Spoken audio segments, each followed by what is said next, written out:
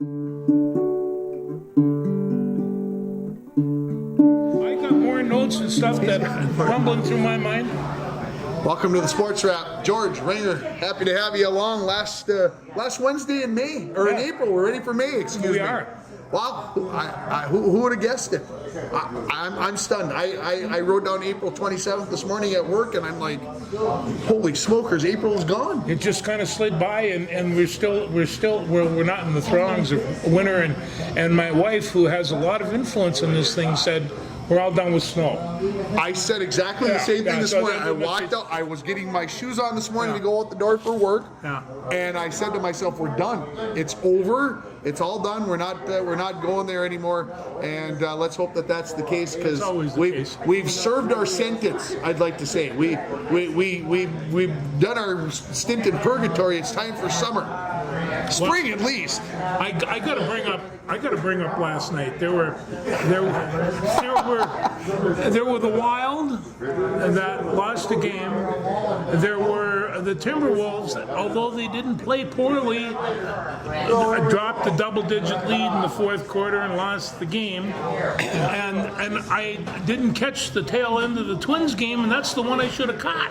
That is the one you should have caught. And so it's a crazy thing when you have three teams like that. It was an interesting night in the fact my recollection of it is, okay, the Twins are ahead 3-1. We're gonna win this game, okay? The Wild were behind 3-1 and tied at 3-3. All right, we're gonna win. Yeah. The Timberwolves were ahead by 11 about the time that what's his name, number 13 fouled out for Memphis. I can't think of his name right now.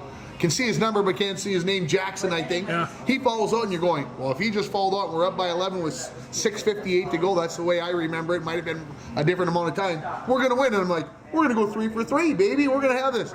Well, within 10 minutes, the Twins had given up, Pagan had given up a 3-run home run to go behind 4-3. The Timberwolves started to crumble, and the Wild ended up having a very controversial goal be the game-winning goal. And yeah, I'd like to give you more details about how I was watching the Twins game when they came back, but it's way too much information, and you can let your imagination run as wild as you'd like. I don't care. But I stood there and watched that Twins game like going, I couldn't leave. Yeah. I couldn't leave it. I'm like, something's going to happen here. Well, that's what I kind of felt about the Timberwolves, and I watched the tail end of the Wild, and like you say, they were 3-3, and then they were down 4-3. They pulled the goalie and they got the other goal. But they didn't play badly either. It's just and I'm not sure. It's like they say, what are they playing for? They're still tied with St. Louis, and although I didn't know that you got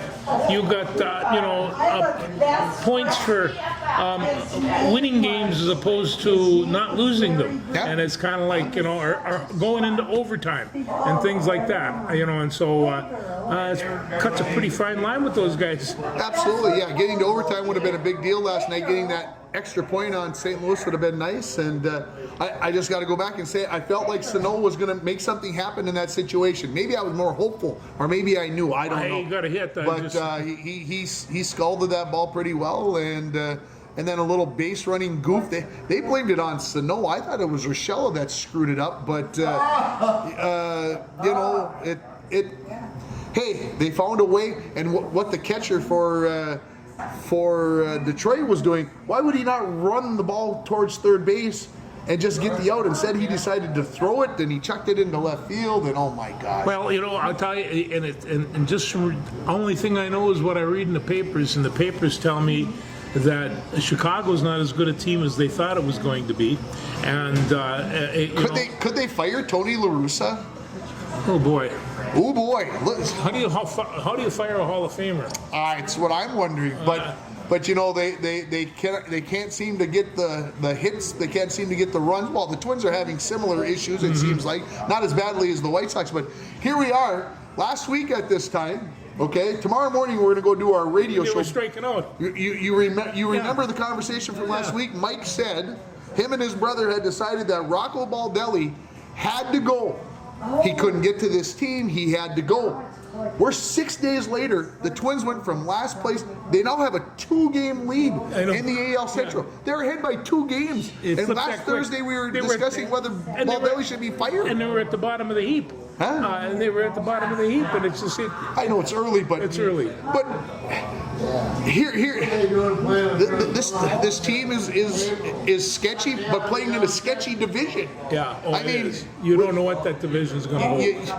we said before the season started they might win like 88 games, 87 games, 83 games. That might be enough.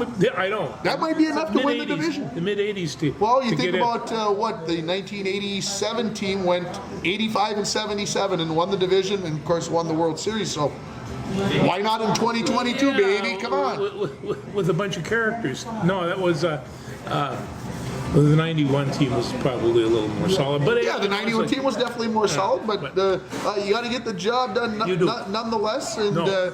so the Twins, I think maybe the scariest part about the Twins, and I don't want to jinx it, whatever, Wood back, the Twins starting pitching's been pretty good. It has. It's been pretty good. Everybody was saying, Monday's not going to cut it. Well, he's been cutting it pretty good, and it's like so they're going in, and I don't like this. I'm an old-fashioned guy who likes to see a 7-inning starter, but that's not the way of the world anymore. And so they have all these relief pitchers. You might as well use them. Huh? Well, and last night Archer threw 87 pitches, I think, Yeah. or 86 pitches. That's plenty for him. That's the most by a starting pitcher in a start this season. No, that's plenty. But for I him. think that's where we're getting up towards that 90 area, and we're going to start to see things get. Joe Ryan goes tonight, and I would guess if things go right, he'll get into that 90, mid 90 pitch range. And like I said, I'm not saying they're going to be world beater, folks, but I think they're going to be The okay. question I have is, how much difference does Byron Buxton make? It's Well, amazing. the scary part was he struck out 3 times in the game the other night, and then hits 2 home runs. And Baldelli's calling him the greatest player in the world, which no, he's not. I thought was maybe a little over the top. That's stretchy. But okay, Shohei Ohtani hits the ball a long ways, hits lots of home runs, and pitches. That's I think a little bit better than watching Buxton out in center field. But I have a Buxton's tendency. got a pretty good arm, but he'd be a pretty good pitcher. Well, but he's not an Ohtani. Yeah. So I agree. But I think what happens is he makes the other players on the team believe that they can be better than maybe they actually are. It's like they compared him to Kirby, and he says you got to remember, Kirby 1 year played in 154 games, the next year played in 157 games, and he hasn't come close to that. And it's And I'd be honest with you, I don't think you're going to see many players do that anymore. And whether Buxton's hurt or not, I don't think you're going to see players doing that. It's just not. Well, it's just not the way that it's done anymore. It's unfortunate. I mean, to me, you should be able to go out there and play every day, but people break down and wear down, and sometimes you need a day off because. well, and people like firepower in their lineup. How else can you explain the National League going to designated hitters and making a giant profit for anybody that can hit the designated baseball? That's one of the most demanded players in baseball right now, is get a good DH that can slug them for a long ways. They don't have to do anything else. Yeah, and who's a good teammate and willing to help out and do those things. We've So had some dandies here. we've been very And fortunate. I hope Miguel someday works into that where he is start the power stroke. I tell you what, that single, I saw that single. You'd hate to get in front of that. He scalded that ball. It really is a power drive, and a big strong man, and he last year we all wanted to hang him too, but we can't. Did I say that the Twins are ahead by 2 games, by the way? They are. Did I say that? Yes. That they're ahead by 2 games? And we're real proud of that. We're real proud of that. Anything else baseball-wise that... No, we're It's early. It's early. Lots of things are teams, going on. the Dodgers are the Dodgers, and Yeah. they're probably going to win 107, 106, 105, 110 games, maybe more. And we'll see how things go. But it's been it's been interesting just to watch, like the Toronto's. Toronto's supposed to maybe be the best team in the AL Central or AL East. Well, there you got a team that seems to be rocking back and forth, even for them, for a team that's so good early on. Nobody's like ripping the league apart, going, wow. I just want to put just a little bit of a spotlight on just how much fun the New York Yankees outfield crowd is, and swearing and throwing things at Cleveland, and it's just like, come on, Yanks, you want to be with civilized human beings, you can't do that. Yeah, can't act like the people Can't from act like Philadelphia. Yeah, I mean, you're come not on. from Philly. There you go. So You'd never see that in Minnesota. no, I don't think so. Guys, give a shout out, as long as we're talking about baseball. John Anderson, 600th career win as Gopher coach last weekend in the win against Penn State. It is his 42nd season, so I thought 600 maybe was a little low, but there were some lean years for the Gophers too. As well. They haven't had a lot of coaches down there, and I'm going to tell you, when I was a kid, the other coach prior to him was Dick Siebert, and Dick Siebert came up here and put on a clinic, and because I was the biggest guy, he needed somebody to fill in the catcher's uniform. Also, I was the catcher, and I got individual instructions by Dick Siebert on how to play catcher. It was great, and the rest of us, it was pretty amazing. I can believe that. Yeah. I got one more story, as long as I've got a chance. This was last Thursday, so this was after the show last week. I get a notification on ESPN of I believe a Division III baseball game, I believe in Iowa, and a kid hit a home run, and apparently there had been some jawing before and whatever else. And so the pitcher and the batter were jawing at each other, and as the guy rounded the bases, the pitcher was kind of following. Well, when the runner got just about to third base, you saw it? Yeah, he tackled him. The pitcher had a pretty nice form tackle. He did. He followed right through. He drove his feet through and Yeah. got him up in the air, decleated him, so to speak, and so he got a 4-game suspension. Oh, no 15-yard penalty? I thought, And the batter got a 2-game suspension, and then the baseball team, they threw him off the team, the pitcher. I think they made the right choice. Yeah. If you have not seen it, go on to Twitter. It is. It's North Central. I think North Central is out of Illinois, actually, not Iowa. But go look it up. It's on Twitter. I'm sure it's on the internet everywhere. It was unbelievable. He played football somewhere. It wasn't an accident. He knew what he was doing. He knew what he was doing. Yeah, So. yeah. All right. Which one you want to talk about? You want to talk more about the Wolves or the Wild? Which one you want to do first? Let's see here. Before My we get to the notes say- draft, because that is the main focus. What's the main focus? The NFL draft. Oh, okay. Well, we got. I watched them last night. They're playing pretty well. They didn't stop Morant as much, but it's the rebounds, Tim. Too many. Too many. 23 turnovers. 23 turnovers. It almost, they're a club, they're a team that likes to push the issue, make things happen.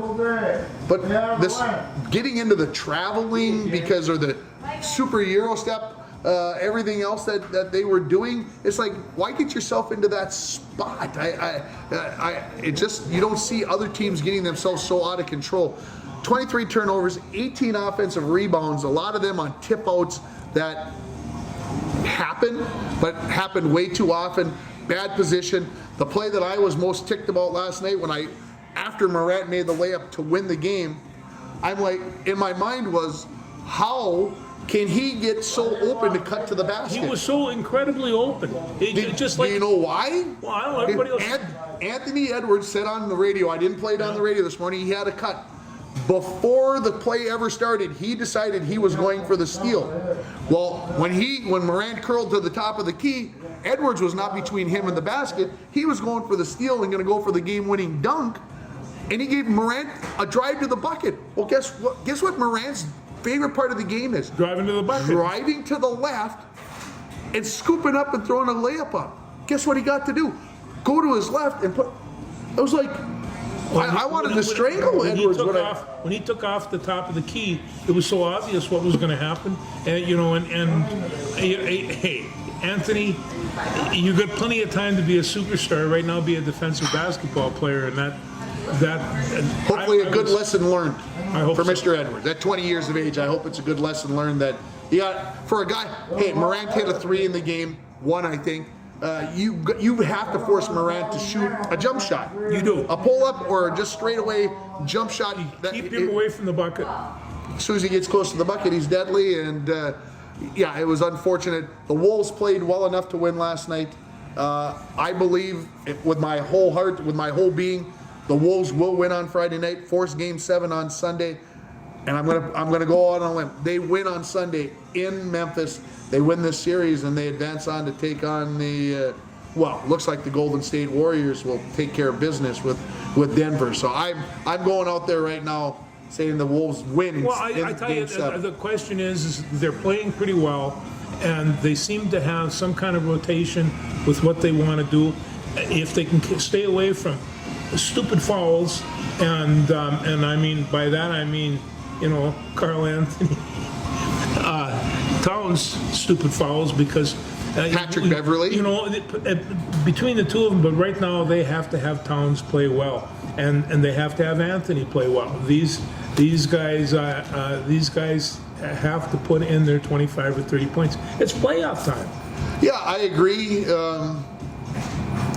Anthony Edwards hits a big fall away 3 with less than 4 seconds left to tie the game. It's one of those things. I still have a lot of faith in this team. I do, George. I know there's other people out there who think I'm crazy. I am not fading on them either. But it hurt last night at the end, Tim. I don't like being hurt. It did hurt. It hurt. Yeah, up 99-88 with 6 minutes left. So they got outscored 23-10 over the final 6.5 minutes or so. But you knew Memphis was going to make a run, and they did. And it's okay, folks. And let's not. And I don't want people to panic. The Wolves are a 7 seed. They're not supposed to win this series, folks. No, they're not supposed to win. The Grizzlies won 10 more games this year than the Wolves. So I'm not a panic. You know, George, when we started this show, this place was just about full. It's just about empty. Do you think it's my singing? I think Jen's going to say, look, you guys can't come back anymore if you're going to chase away all my business. No, the 3 o'clock bunch will be calling in real quick. And there'll be some that'll lay over. Yeah, absolutely. Make the transition. Okay, what else in the NBA? How about Boston taking care of the Nets in 4 games? No, yeah, I'll tell you, everybody's happy in Boston and nobody's happy in Brooklyn. And it's, I think I said it here a couple of weeks ago. Boston is playing really good basketball. It would not surprise me if they come out of the East. I think I predicted that a couple of weeks ago. You did.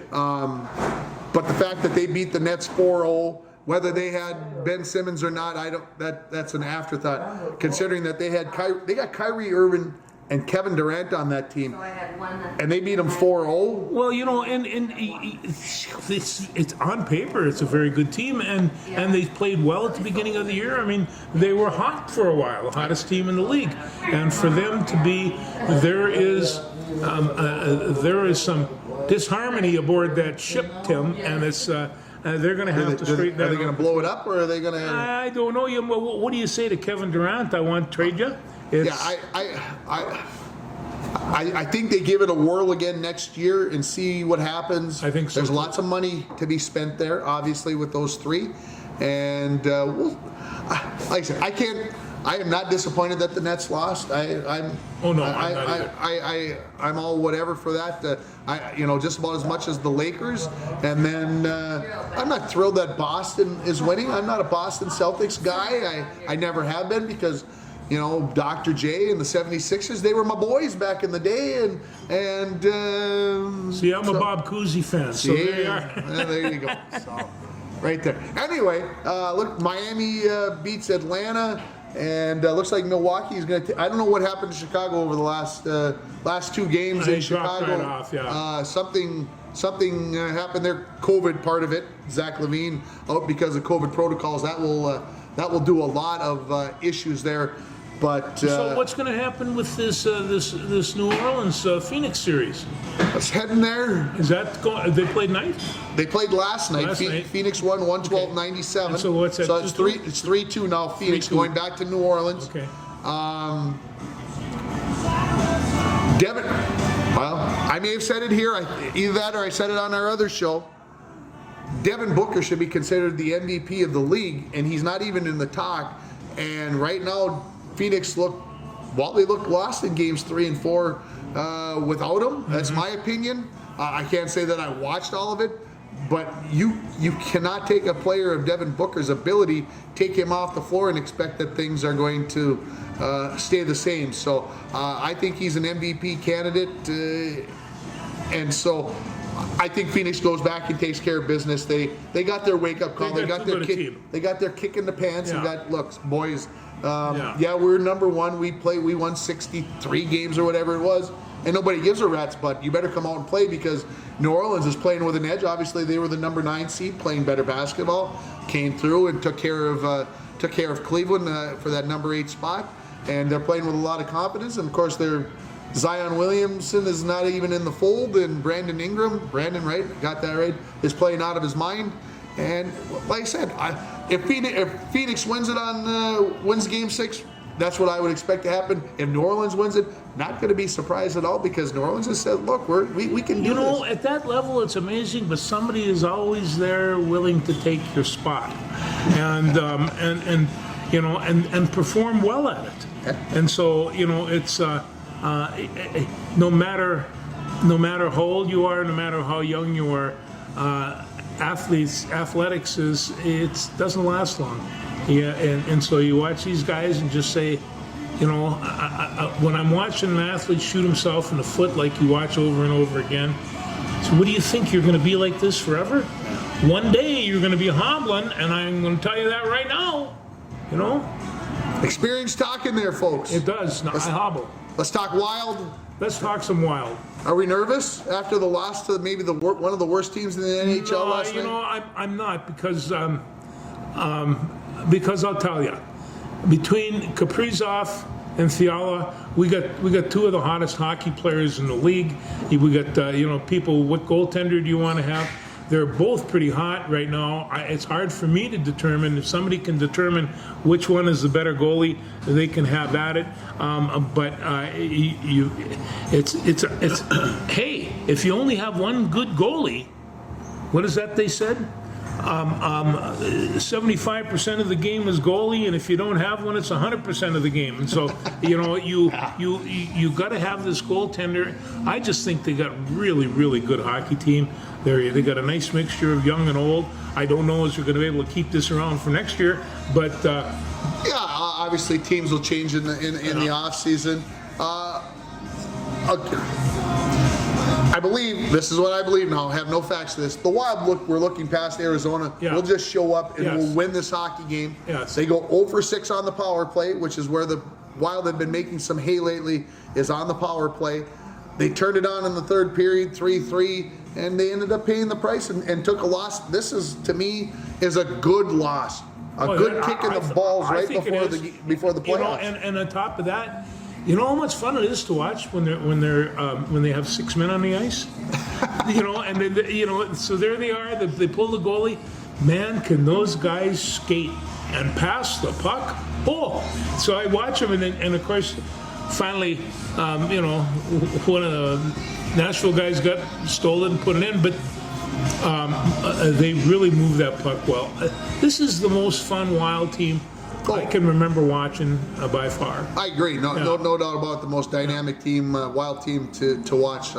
Absolutely. They got Calgary Thursday night. They got Colorado Friday night. They need to win. Wow. They need to get one more point than St. Louis does, with St. Louis having one game. So obviously the tiebreaker. Colorado last night. St. Louis lost to Colorado last night 5-3. So did the Wild a favor there. Anyway, St. Louis has got, if they win that game, then the Wild got to win and at least get a tie or better in the other game. So we'll see how all things play out. Calgary's got everything wrapped up. They just beat Nashville last night in overtime. So Calgary, tough one on Thursday night. And then Colorado, we'll see on Friday night whether they're still have a chance to play for the President's Cup, a chance to have home ice all the way through the playoffs. So Colorado might have something to play for on Friday night. If they don't, that's obviously a benefit to the Wild, because you would think that that would help them. Well, from the beginning of the season, I'm not sure how much Colorado's improved. I do know that the Wild, while they can be annoying on defense and you don't know when they're going to score, they can pepper. You know, I mean, even some of these games they're losing, they're outshooting the people 2-1, you know, 40-20 shots, and you lose by 1. Well, you know, you're getting that many shots sooner or later, they're going to go in. It's going to go in, no doubt about it. Austin Matthews gets his 60th goal of the season last night. Not too shabby on that account. Ooh. Especially for an American-born player. I mean, come on, that's a pretty nice number. That's the most ever by an American-born player. So pretty nice there with a couple of days to go left in the regular season. And Connor McDavid, of course, some people say the best player on the planet. Might be true. 122 points now for him. 47 and 78, I think it was. That's a lot of points. 44 and 78, something like that. It's a lot of points. That's a lot of points. Connor McDavid, pretty good there with the Edmonton Oilers. But by the time we see you next week, the playoffs will be decided. The playoffs will be started by the time we see you next week, because the regular season ends Friday. The playoffs start on Monday the 2nd. And we'll obviously know that the Wild are playing St. Louis, but a lot of other things still left to be determined. And so we won't make our picks until next week. We may already have a little information on who's won Game 1 before we give our picks next week on who's going to win the series and who's going to win the Cup. But, well, you know, and keep in mind with this Cup, there's still 5 or 6 teams out there that are good enough to win this thing, and it's just maybe more. I mean, when St. Louis won it, 3 years ago now? I think 2019. I mean, I think they were like the 3rd or 4th seed in the division. So it don't matter who's playing the best hockey at the end of the season, and there are some teams out there that are playing some good stuff. There are. Are we ready to move on to the draft, or do you want to talk about Saturday night at all? We can mention Saturday night. Rockwell Athletic Hall of Fame induction ceremony on Saturday night. Joe Crotty, Amy and Ann Erickson, Gary Sampson, the 1946 and 1993 football teams, and I think it was a good night. Oh, I had a good time. Good. The boys there, I mean, hey, anytime that you see Mikey Manassa and Aaron Ginner come up, and they have really nice jackets on and a t-shirt, and a Rainy Lake Blues t-shirt on underneath. George Frake on their chest. And Farfignugan. And Farfignugan. You know, that Farfignugan thing was, doesn't tell. I was driving a Volkswagen at the time. And so I'm driving, I have lunch, and I'm looking at this Farfignugan commercial. And this was the perfect drive. And this guy's climbing in this Volkswagen and driving off. And I thought, you know, we're a running football team, and we really were. And I says, we're gonna set up perfect drives. This is what we want to concentrate. And I says, in Germany, they call it Farfignugan. Well, you know, I didn't think these guys remember that, but Mike was still using it at the end of his coaching career. But but Farfignugan meant perfect drive, and of course they all laughed at me because I'd crawl into my Volkswagen. I was considerably bigger at the time. Yeah. Look there's the coach Farfignugan down. But Mike and Aaron always says that was the last year that football was really fun. After that, it became a lot more serious, and I think that was true, and that was kind of semi-intentional. Obviously things have to step up as you make those steps from the C team, from the 8th grade to the C team to the B team to the varsity. Absolutely. Well, a couple of them brought up, do you remember when we had to go over and play the varsity? Well, the varsity, when they were sophomores, was really good. They were, one of the contenders and section champion type things. And so our boys go over, when the sophomores go over and play the varsity the first time, yeah, you're a little nervous. I remember doing it. You remember doing it. It's just a little bit nervous. You're going over and playing against the big boys, and they hit about two times, and then all of a sudden I could see this offensive line. They weren't backing down. They didn't back down at all. That was Chad Magner, who was one of the most coachable kids that I ever had, and that's when I knew that team was special. Yeah. All starts up front, baby. It does. We all know that. We've never said that on this show. Never. Not once that it starts up front. Never. And then, of course, the other thing was seeing the Erickson twins. Those. And Karn Schold and Don Pekarsky and these kids, they're class act kids. I mean, rambunctious, enthusiastic, Yeah, I suppose. But we used to go over on Saturday or Sundays at Bacchus, and I'd open Bacchus for him, and there would be the Erickson twins and Carnshold, and yeah, I got to play a lot of basketball in that gym with them. So that was fun remembering to see that. They were great kids. Yeah, having the show at Bacchus seemed to bring about a lot of memories. Of course, Joe Crotty played his high school games there. Unfortunately, Joe was not able to be with us as passed away there a couple weeks ago. They played games there until 1961. Yeah. And everybody liked it because the seats were so good. Sure. And they had to go over and sit in bleachers, and a lot of people were upset about that. I could see that. Yeah. So, kudos to the Bacchus group for thanks a lot. did a nice job getting things set up, doing things the right way. We appreciate Lois and Juan and the crew. It's really getting the feel of a community center, doesn't it? It's just it's so a lot of things going on. Okay, are you ready to talk football? Let's talk a little football. Let's talk a little football. Okay, I'm going to bring out as long as we're here. I have each position kind of taken out here, and each team kind of set up. That's why I have him here, because I just kind of push things along. I've got here's my. It's going to be an interesting draft. I kind of did some studying yesterday and did through some things. So well, the top 10 that I have are number one. Out of the top 10, there's probably one quarterback, no running backs. I don't believe a quarterback will be in the top 10. I don't think a quarterback will be in the top 10 anyway. That's just one perspective. But talk about wide receivers, talk about offensive tackles, and talk about the edge rusher. Everybody wants an edge rusher, and if you take a look at most of the teams, what do they need? What is their need for an edge rusher? Moderate to high or moderate. Everybody is looking for that superstar because those are game changers. Edge rusher and left tackles, these guys are wanted and they're worth their weight in gold. I'm going to use an example from last year's draft. Yeah. Dallas, I believe, took Micah Parsons at 11 or 12. From Penn State. Okay, out of Penn State, a linebacker that they basically turned into a jackknife of whatever, a Swiss knife of options of where they would line them up and do things. I think teams are out there looking for a person like that falls maybe towards the bottom out of the top 10 of the draft. I found it very interesting that the Jaguars in one mock draft have said that Aiden Hutchinson's not going to be the number one overall pick. He is not. The Jags have changed their mind and they're going to take Thibodeau out of Oregon. That's well, I'm taking a look at Thibodeau now. Here's a guy last year.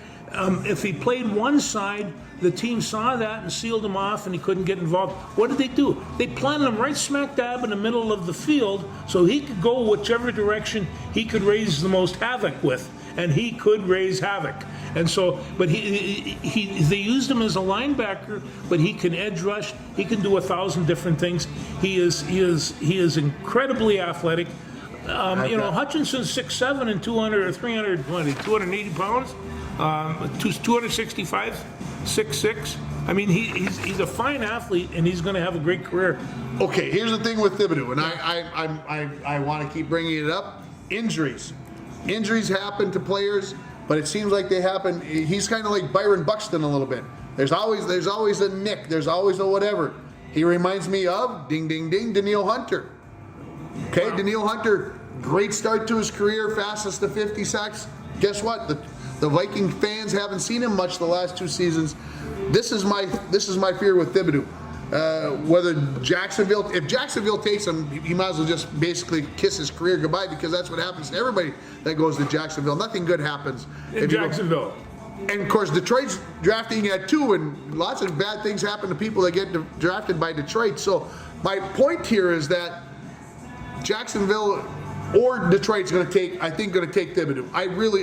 I still believe Hutchinson's going to go number 1. I think Detroit will take Thibodeau. I mean, who wouldn't want that kind of talent? But Thibodeau is a gamble. He is a big risk at 2 in my mind. So do either one of those 2 teams say, look, we want to take the safe road here. We want to take a quote-unquote a sure bet that isn't a guy who gets nicked, and do they go out there and make these changes? I don't know. Oh, I don't either. And besides, I mean, what he could do in the middle of the field, playing for Oregon, I'm not sure that you can do that in the big leagues. He's not that big. I mean, he's got great speed. He's 6'5", 250. But he does look a little fragile. He looks very athletic, though. I love the kid. I'm drooling over the kid. I think he could. But it's like one of the things where if you want to pull that true athlete, and a lot of people you see, the coach, I want to get the best athlete available.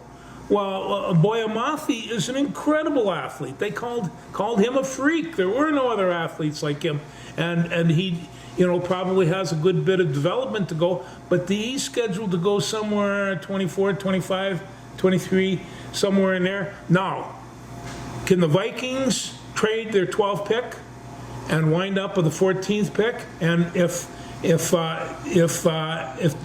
Derek Stingley's still around, will they go for Stingley? Because I think they have to go for a cornerback. Will Derek Stingley be there? I don't know. I mean, I saw him as high, being drafted as high as 3rd and as low as 13, 14. So he's kind of a. People aren't 100% sure what they're getting. Could be a big risk reward. I mean, well, it could be, because I think I've seen him play, and he plays a very, very talented football game. To me, did you realize that there are 8 teams without a first-round pick? 8 teams. 8 teams. Yeah. 8 teams out of 32 do not have a first-round pick. Oh, I've got the whole list of them here. Do you think they're interested in getting a first-round pick? I would believe that they are. Well, not anymore, because they can trade for picks if they have to, and besides, well, that's what I'm saying. They're gonna trade a second and a third and a 7th or something to get a pick in the first round, because they see somebody that's there that, like, one of these teams that have 2 picks, 8 teams that have 2 picks.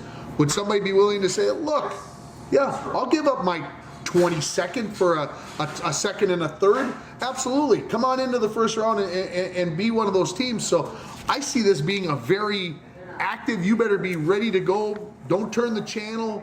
Don't turn off K104, where Mike and I are discussing things live on the air about what's going on. Because to me, I put the over-under, my first ever Vegas line, over-under 6.5 trades on the first night. While the first round is going on, above or below 6.5 trades, I feel like it's going to be crazy. Baker Mayfield could be involved in one of those trades for one of these teams that needs a quarterback. But I agree. Let's get back to the Vikings if we can. Well, no, I agree. The Vikings need to go defense. This is what, if they get a good edge rusher, if anybody gets a good edge rusher, they're going to, and he's available, most people they're very hungry for the position these days. But the guy that the Vikings picked up from Green Bay, name escaping me right now, yeah, and having Danielle Hunter on the other side, would say, we don't need to draft him. No, but the thing of it is that now you're back to the 3-4 defense that they want to run. But they also, like that 3-4 defense, they run that 3-4 defense with 2 stand-up ends in the end. And that's a 5. That's not a 5. 4-3. That's a 5-2. And so you have to have more than a couple of those defensive linemen in the middle, and they got a good nose guard, and they have 3 good defensive linemen right now. They have good linebackers, but they've only got 4 of them, and and so they might have somebody else hanging back there. But the thing of it is that you got to go cornerback.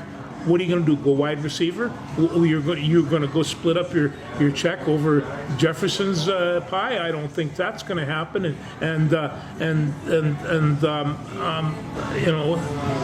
Thiel just got himself a raise, and so he doesn't go anywhere. And so they're kind of fixed in that position. Yeah, I don't see him drafting wide receiver. I see them looking offensive line, defensive line, defensive tackle, and quarterback, and get your D-backs. Yeah.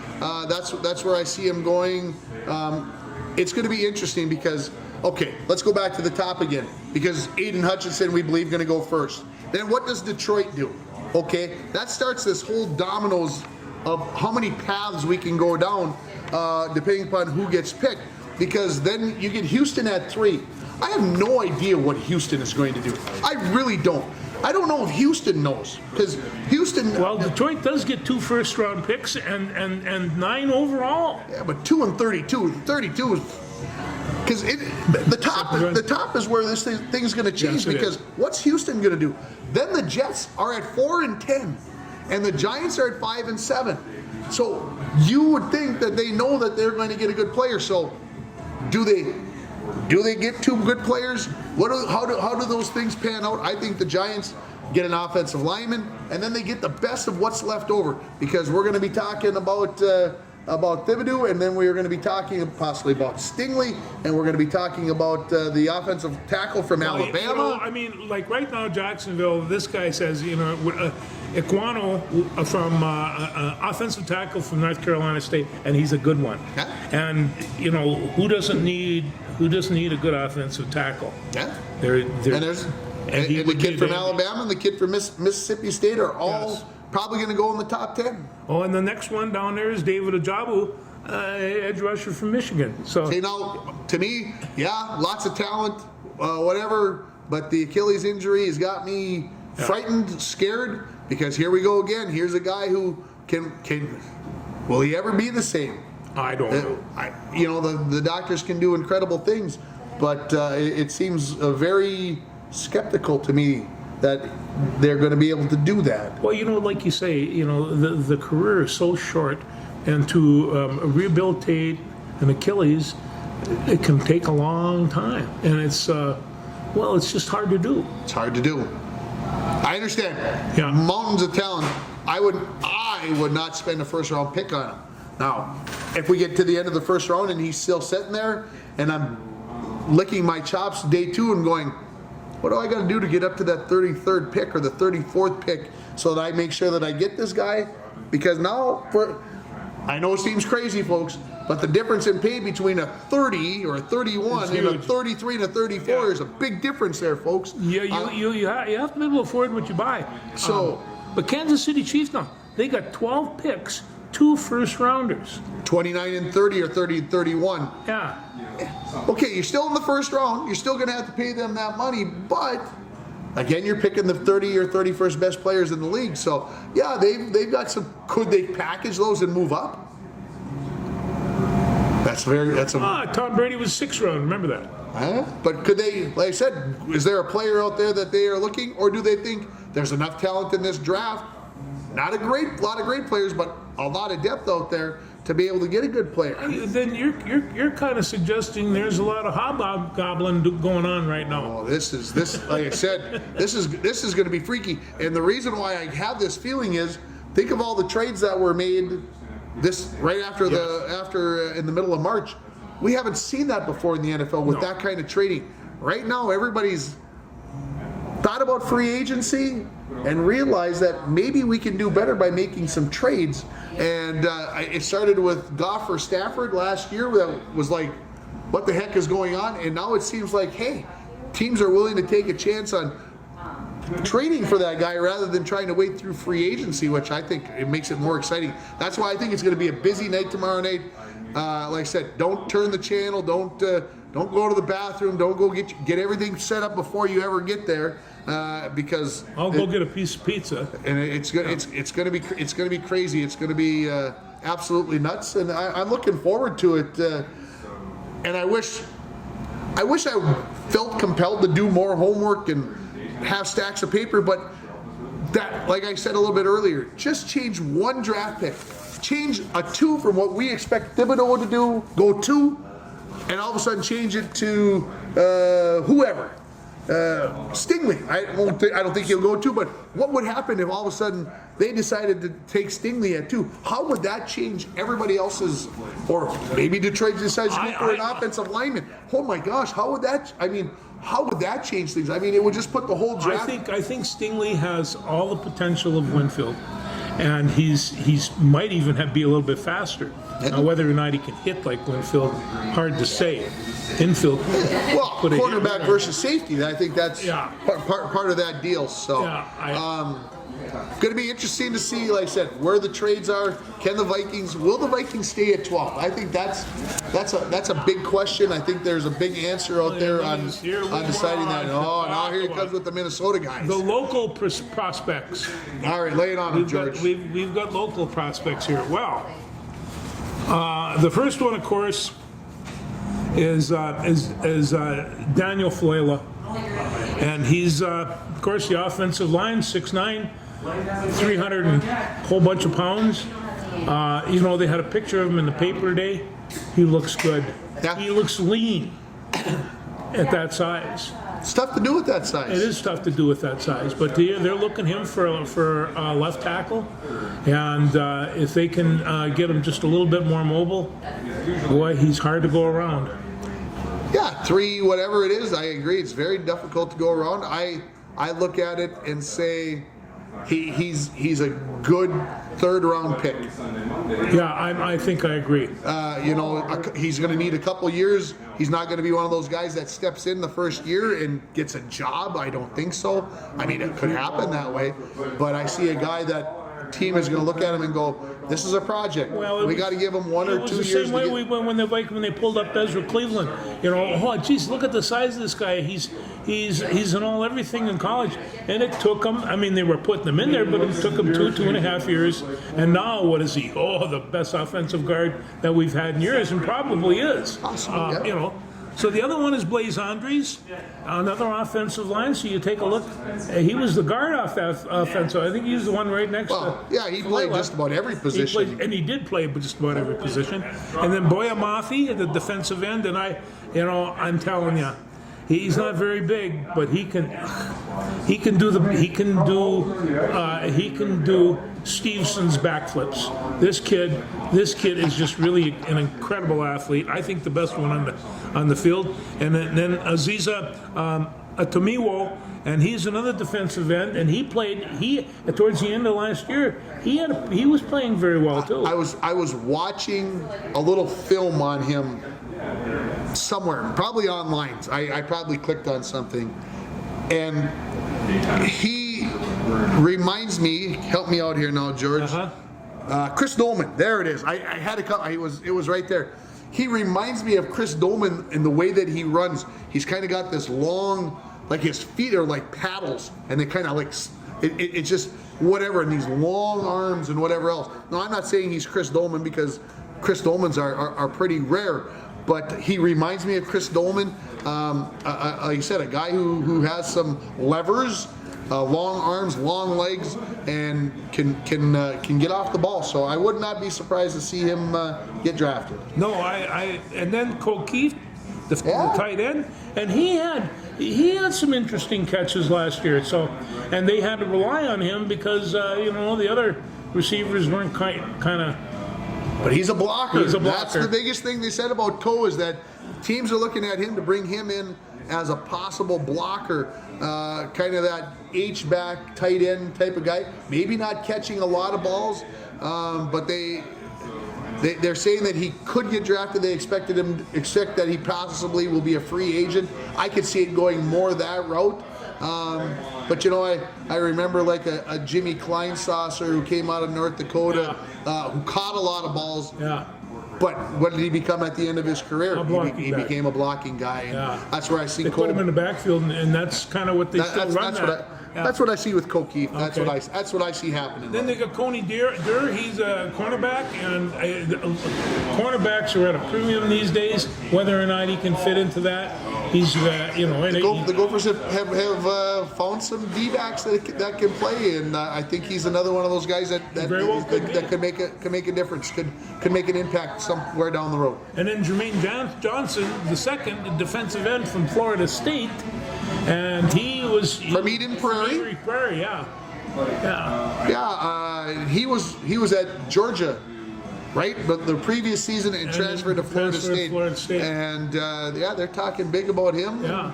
Isaiah Weston is a wide receiver from Northern Iowa, and Matt Willets. Evan Omdahl, control yourself. Yeah. Careful, don't get too excited. Any time of year is Northern Iowa. It's kind of like Northern Minnesota. Panthers. Anyway, I should have asked Mike about Waletzko, an offensive tackle from North That's a good Dakota. point. We should have. Yeah, but I saw him play a couple times last year, and they were spotlighting him. Oh, I'd want him on my team. He was definitely a work. And then also, there's going to be other people. I mean, how many 380 some kids are going to get selected for this draft? There's going to be many more that are going to get invited, and and so hey, there's surprises out there. There's some very good talent. Well, absolutely, and I hate to say it this way, but people's attitudes towards things change, towards their jobs, and you can look at a football player and go, going to be the greatest thing since sliced bread. Yeah. And then he gets to the pros and he finds out, you know what? Football isn't as fun as it was in high school. Yes. He just talked about that. Football is not as fun as it was in college. It's a grind. I don't like doing it anymore. And you stop working out. You stop putting in the extra time. You stop doing the things that you did. So it's a crapshoot. I've been thinking about Rick Spielman a lot over the last few days. He was the general manager for 15 years, lost his job. A lot of people said he did a horrible job drafting. Well, I'm sure you could have done better, but it's all a guess. It's all a hope. Well, right now the Vikings are kind of taking a change here, and they're going with the analytics. I love analytics. You know what analytics tells you? Your boss doesn't, by the way. The boss don't like Your analytics? boss does not like it. Well, you got to use this if you're going to like Army football. Well, I mean, let's use Tony Mandrich, for example. He was the number 2 pick out of Michigan State how many years ago? He was a cinch. He's going to dominate the game for 6'7", he was huge. He lift weights, whatever else. Of course, maybe there was a little steroid problem there that we don't need to mention. But all of a sudden, he wasn't any good. The Vikings have had their share of number 2 picks. The kid from Michigan State, I cannot think of his name right now because that's where I am today. Was going to be the greatest defensive end ever that the Vikings have ever had, and ended up having some mental issues that he couldn't overcome, lost his confidence, lost his whatever, and all of a sudden it was over. And so the point I want to make is everybody can make their draft pick. You think everything's going to work out? It doesn't. Or you get the Tom Brady, the 199th pick, and he works out to be the greatest of all time. You just don't know, and that's what makes it fun, but also for me makes it absolutely frustrating because I like black and white. Boom. I draft you number 1, you're going to be great for the next 10, 12 seasons. It doesn't work out that way. No, and I remember one time there was a reporter asking Bud Grant why they didn't recruit this fullback from Ohio State, and he said, "Well, he can't beat out Chuck. He's available. He can't. We got the best one there is in the league, and you want to replace him? That's not the way it works. And besides, if you took the number 1 draft picks and put them on one team, because they've tried this, chances are they're going to get their butts kicked to them if they played a professional team. It's just, drafts, they're fun, and everybody, does a lot of good things with them. Hope springs eternal, right, on draft day? Yeah, and I really...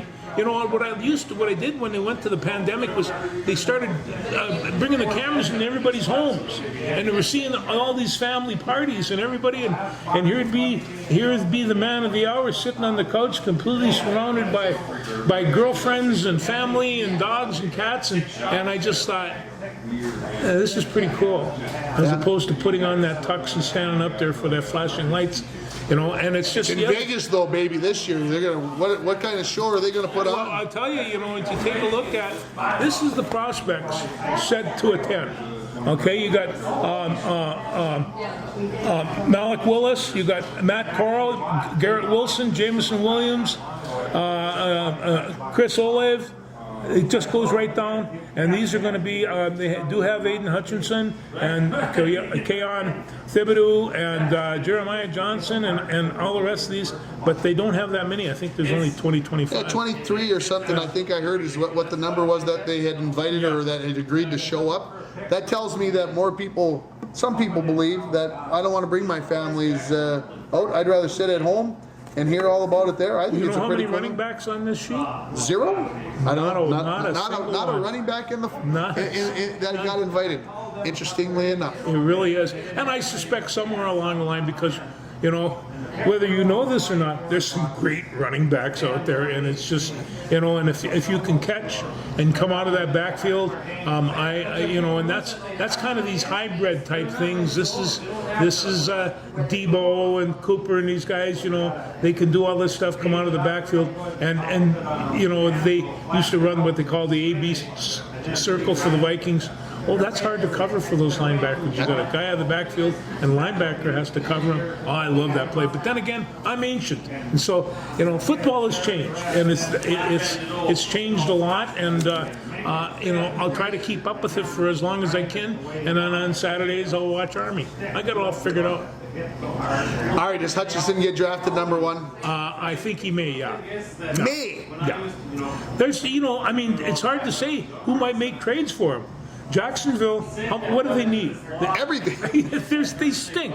They're awful. So they could start right from top and go right down to the bottom. But if they, you know, and you're right, maybe he won't even make it. But I don't think so. He's got pretty good speed. He is a little bit big for the position, but too tall. He's too tall. Like He's too tall. Too tall Jones? Too tall Jones. Yeah, he's in the Hall of Fame, isn't he? Yeah. I believe, yes, that Yeah. Ed Too Tall Jones and his those Dallas Cowboy teams in the 70s, yeah. Anything else? No, that kind of covers it. Oh, no, excuse moi, I do have something else. He does. I do have something There else. were a couple of deaths over the last couple of weeks. I figured we were going to have to go obit. No, but there have been a couple of deaths, but you might have taken a look at my sweatshirt. I did, and I couldn't read it, so I gave up. Missy Zaganignong. This means Big Lake in Ojibwe. And Okay. this is the basketball tournament that's going to go on this weekend for 3 days. They have 25 teams from all over the country, and they come to Mille Lacs, and a lot of them are native teams, although they do have an open segment. So you can if you're non-native, you can still go play, and they have 25 teams, but they come from all over, both men's and women's, and they take all this money.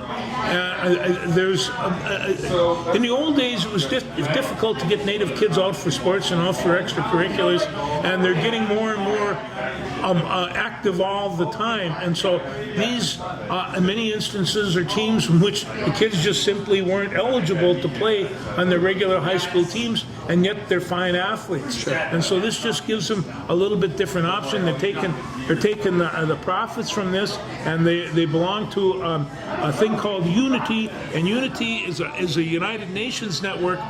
But their 4 areas are cultural preservation, environmental awareness, healthy lifestyles, and community service. And this is what this tournament stresses.